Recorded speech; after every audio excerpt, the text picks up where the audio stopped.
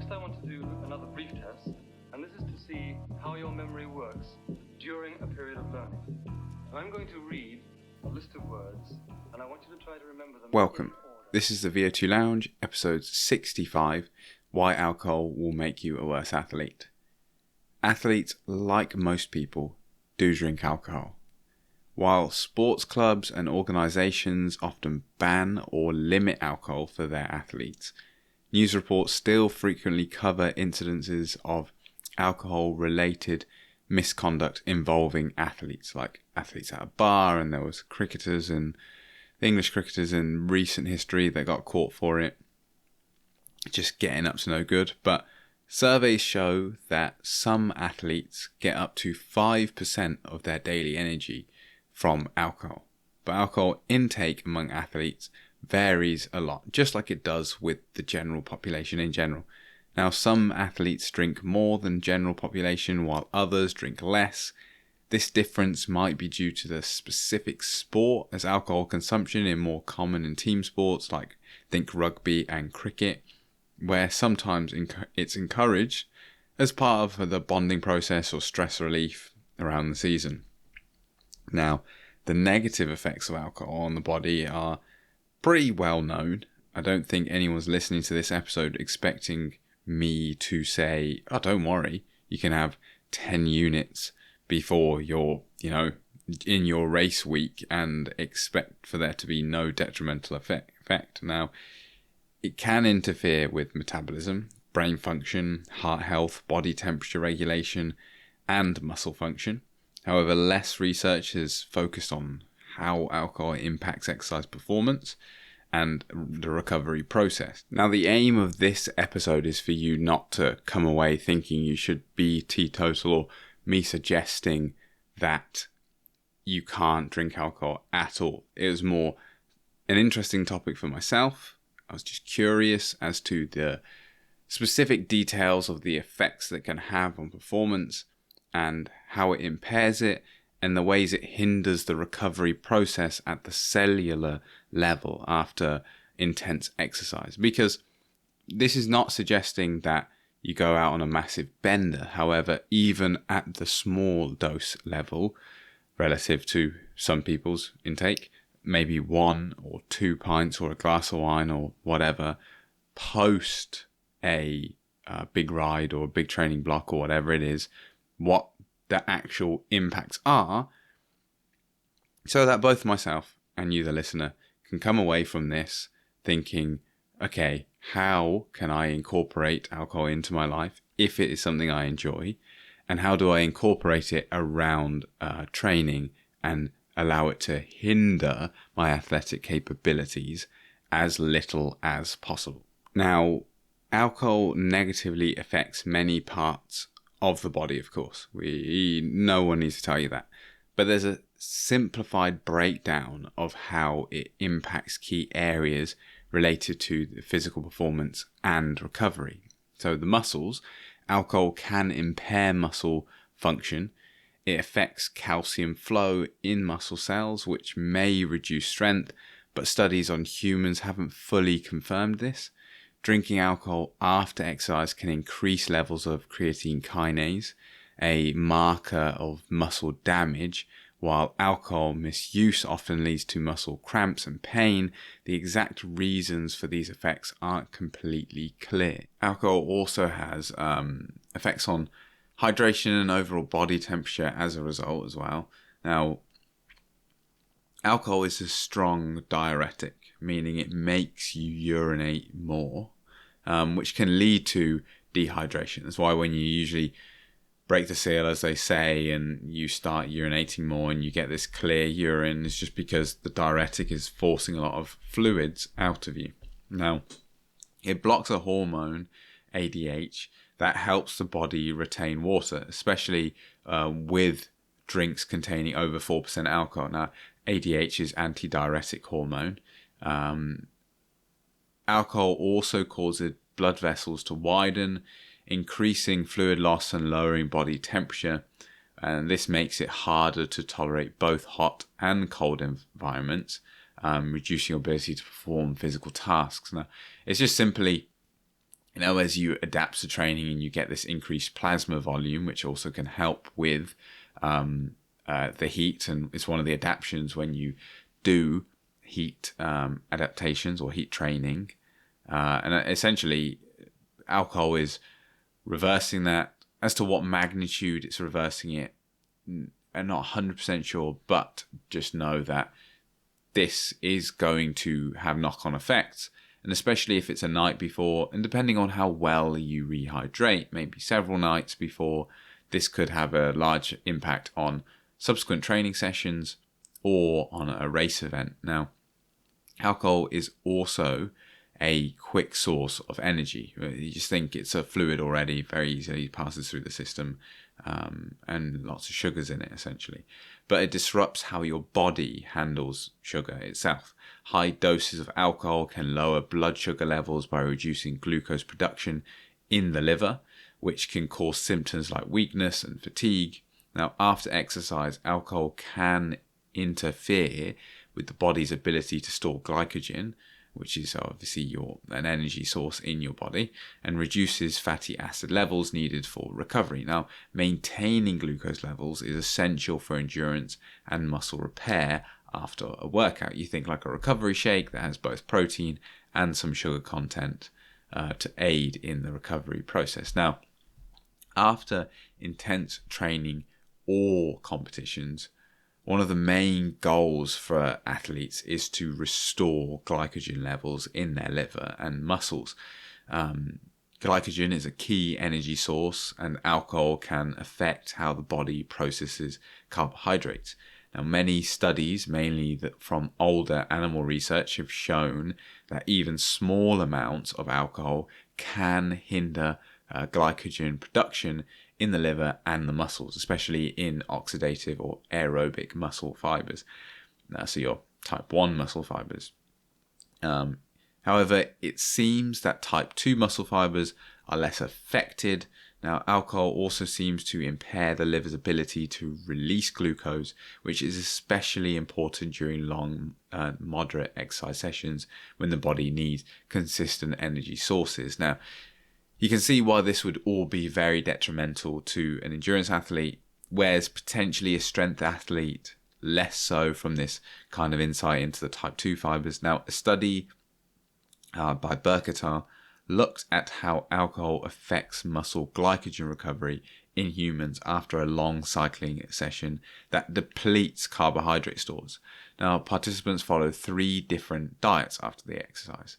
A high carbohydrate diet designed to maximize glycogen recovery. Alcohol displacement diet, where about 210 grams of carbohydrates were replaced with 120 grams of alcohol. Alcohol plus carbohydrate diet, where 120 grams of alcohol were added to the high carbohydrate diet. Now, the results showed that muscle glycogen levels were almost 50% lower 8 hours after exercise when participants followed the alcohol displacement diet. After 24 hours, levels were still about 16% lower, whereas in contrast, when the athletes consumed a high carbohydrate diet, there was no significant reduction in glycogen levels due to alcohol. However, individual responses varied widely, meaning that some athletes might struggle to replenish their glycogen stores if they drink a lot of alcohol after training. There's also an element of potentially, if you consume the alcohol, potentially there could be some appetite suppression in some individuals, and that may result in the reduced carbohydrate intake. Now, even if alcohol doesn't directly impact glycogen recovery on a high carb diet, athletes who drink heavily after training may not eat, as I've said, enough carbohydrates, and it just could be because they consume fewer calories overall or don't stick to their recommended plans, essentially. Now, the brain and the nerves are also affected by alcohol. Alcohol acts as a depressant, slowing down the central nervous system. It can impair balance, reaction time, memory, and fine motor skills. It also disrupts sleep by reducing the quality of deep sleep, or REM, which is essential for recovery. Now, effects on the brain may come from several factors, including low blood sugar, alcohol byproducts like acetyldehyde, I think it's pronounced, but other substances produced during fermentation. Essentially, just in the alcohol production process, there are other chemicals that are produced, and these could also hinder the brain during, deep sleep and REM sleep. Now, alcohol also affects serotonin, a brain chemical important for mood and memory. Really, to summarize, alcohol can harm muscle performance, worsen dehydration, disrupt energy metabolism, and impair brain function, all of which can negatively impact exercise and recovery on the whole. So moving more directly on to what the episode exactly was about, and that's how it makes you a worse athlete.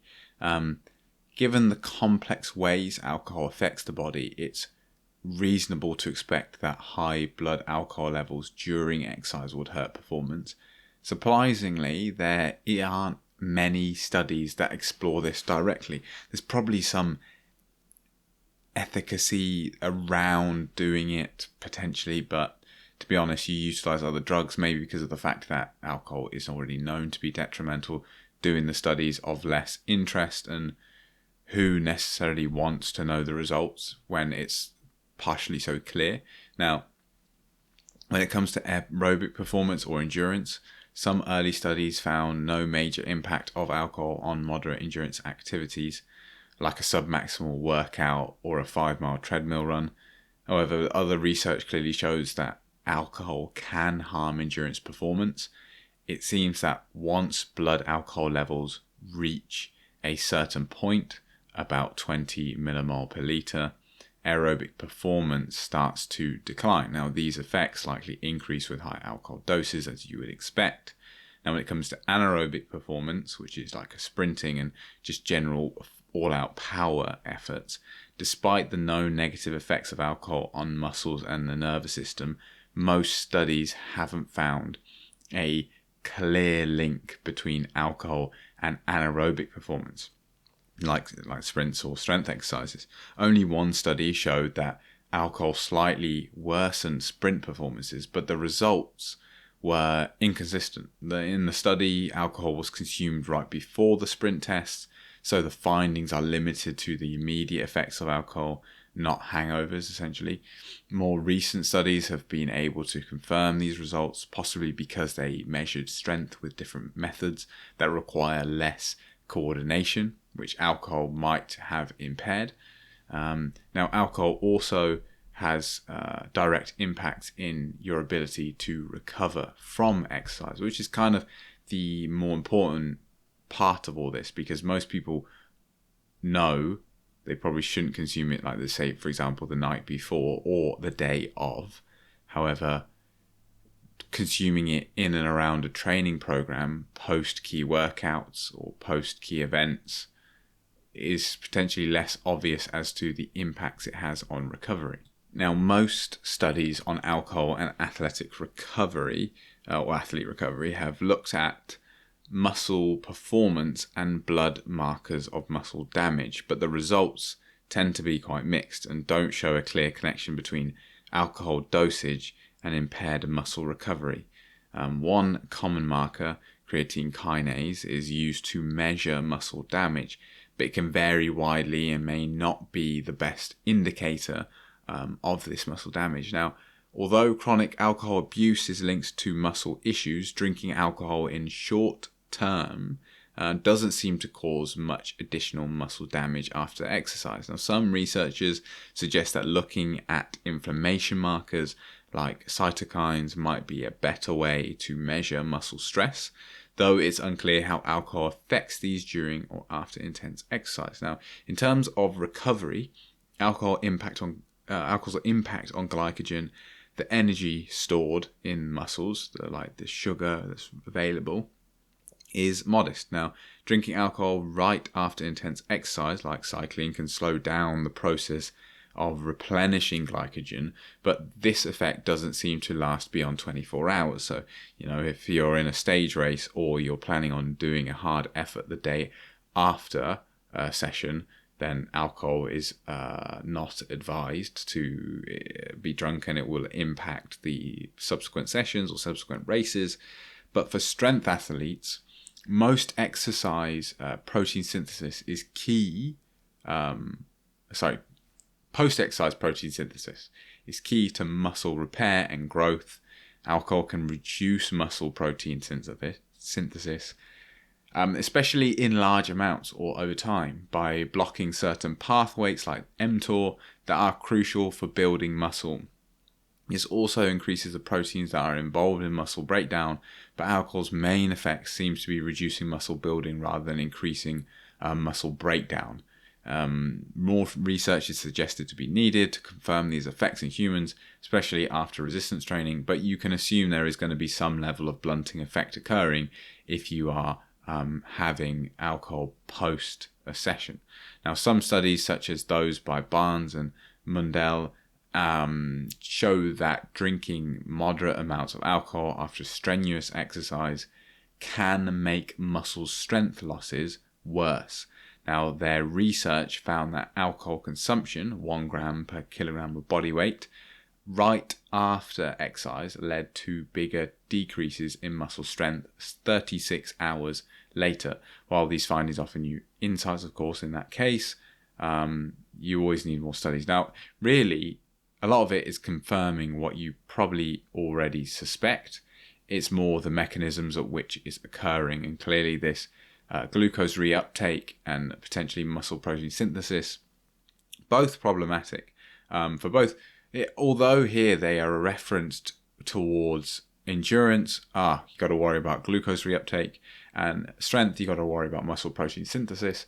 There is going to be, in both cases, both of them will need both. Although you're not actively going out and building type 2 fibers or building lots of muscle mass as a cyclist or a runner, there is muscle damage and there are adaptions occurring that likely are benefited from muscle protein synthesis. Hence why you have recovery shakes and so on and so forth. And people going to the gym, if you're lifting weights, doing a hard session, and then you want to do another hard session the next day, say you did upper body, then you want to do a hard lower body session, although the muscle itself, right, a different muscle has been used, there will be liver glycogen and just glycogen in general that is being utilized, and improving your glucose reuptake is going to improve your overall performance on subsequent sessions. It's a bit like when you're going on a diet and then you're trying to still hit those hard sessions. That lack of glycogen is what is making that session so hard. Just the negative energy balance and the unavailability of this fast acting energy source, essentially. Now, we also should look at sleep and how that acts, how alcohol affects sleep, really, because that is the next key, arguably one of the most important recovery modalities, is improved sleep quality and improved sleep duration, or increased duration, up to a certain point, of course. So alcohol acts as a sedative that affects the brain's chemicals responsible for regulating sleep. Now, drinking a lot of alcohol before bed can help you fall asleep faster and change your sleep patterns early in the night, but it leads to poor quality sleep later on. Now, long-term alcohol abuse can cause ongoing sleep problems, reducing deep sleep and increasing REM sleep, and these issues can last even after someone stops drinking, possibly contributing to the relapse for the individuals. Now, in general, sedatives are never good for allowing high quality sleep, and anything that's altering chemistry that's occurring in the brain is likely to be unproductive when it comes to sleep quality.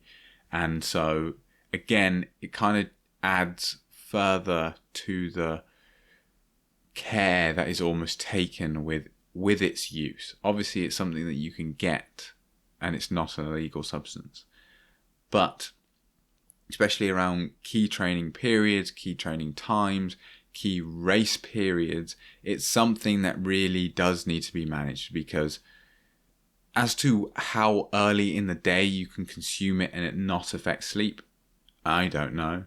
But it tends to be something people don't consume earlier in the day. You don't wake up and usually have it at like 10 o'clock. Usually it's something that people have later in the day, either to unwind or as a social thing.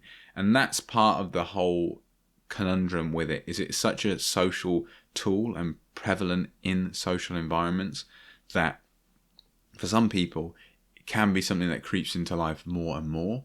But the aim of this is not to prevent that. It's more for a conscious decision to be made around its use and the effects that it does have on athletic performance.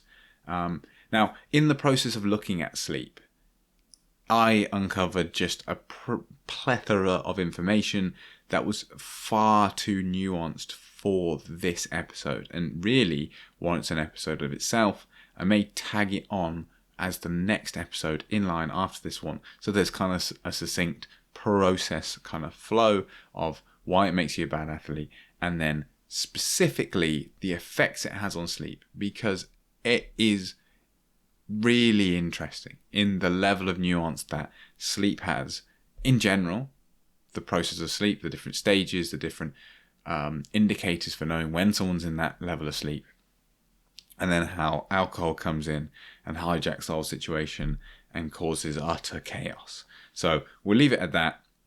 It does disrupt sleep. As much as it may allow you to fall asleep easily, it is not improving the quality of your sleep.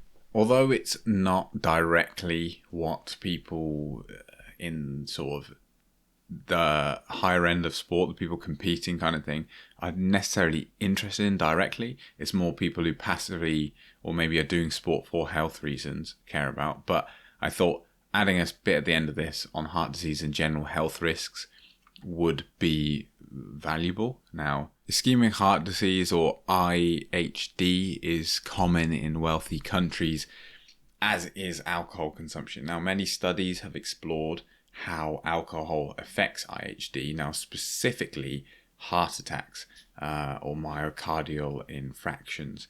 Now, these the results are mixed and somewhat controversial because there haven't been enough long-term studies. However, many studies show a J-shaped pattern. People who don't drink at all have a higher risk of IHD compared to moderate drinkers, but heavy drinkers have the same or higher risk as non-drinkers. Now, this pattern has been observed for both men and women. For moderate drinking, there seems to be some protection against heart disease, especially heart attacks, but this effect disappears with heavy drinking.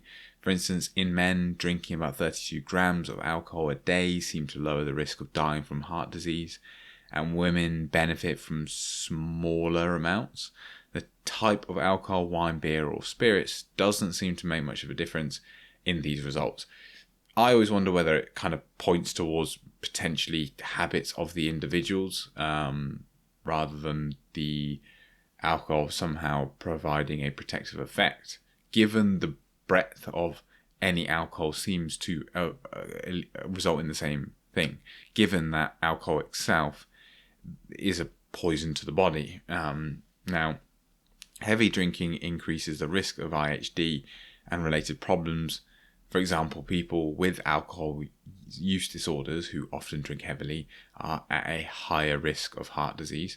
Now, there are also regional differences, such as in Russia, where heavy episodic drinking is common, leading to worse heart outcomes. On the other hand, in studies from the UK and Europe, moderate drinkers had a lower risk of heart attack compared to heavy drinkers and abstainers. While there is some evidence that moderate drinking might lower the risk of heart disease, heavy drinking is clearly harmful, and the benefits of moderate drinking are debated really, and other factors like lifestyle and diet might also play a role in these findings.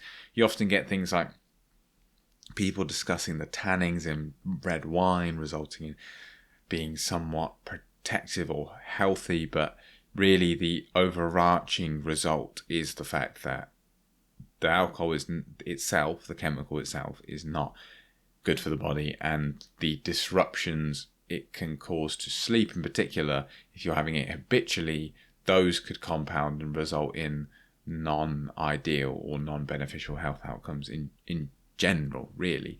But I thought I'd put that in there because it has this contradictory sort of bit of information, like with the J-shaped curve, and it's something that often gets mentioned with alcohol. So I thought I'd mention it, but it's definitely not something where clearly, you take a small dose every day and it's somehow protective.